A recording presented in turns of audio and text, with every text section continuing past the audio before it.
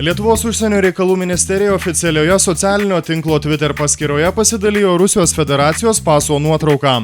Joje matyti, kad pasas išduotas 2011 m. vasario 15 d., o piliečio gimimo vieta yra Odesos apskritis, Rusija.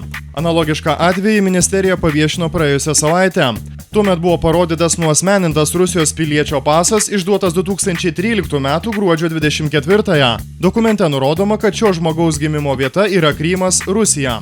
Pasak Lietuvos užsienio reikalų ministro Lino Linkevičiaus, tokie atsitiktinumai atrodo mažiausiai keisti ir jie susiję su vienintelė Ukraina, prieš kurią vykdoma agresija.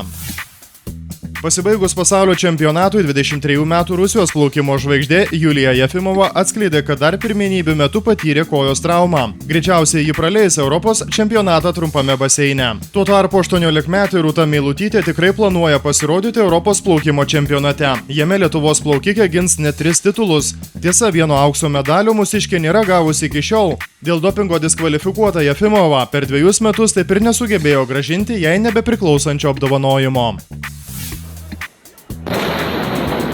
Kinijos uostamiestis Tenzinas po sprogimo atrodo tarsi po apokalipsės.